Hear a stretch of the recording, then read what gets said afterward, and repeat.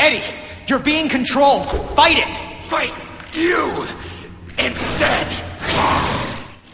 Well, Spider-Man has been done in so many different versions. You know, in Japan, they've had so many versions of Spider-Man. He's been translated in almost every language. He's been published in almost every country. There have been, the ones I wrote, I tried to inject a lot of humor in. I tried to get good, colorful villains, but also have a lot of his personal life and humor. I'm happy to say they've kept much of that personal stuff through the years with Spider-Man, but certainly some of the stories have been darker.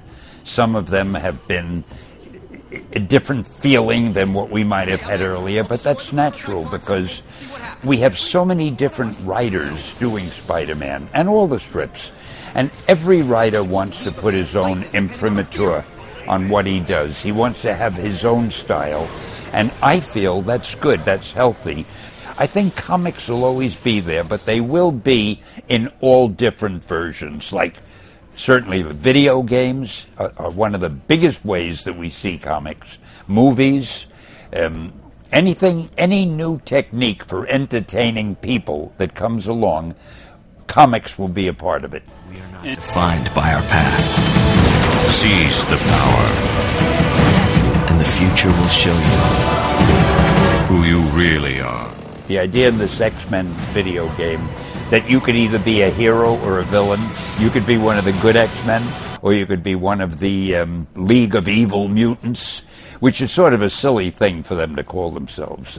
No evil person wants to think of himself as evil. I gave him that name years ago, and I really shouldn't have.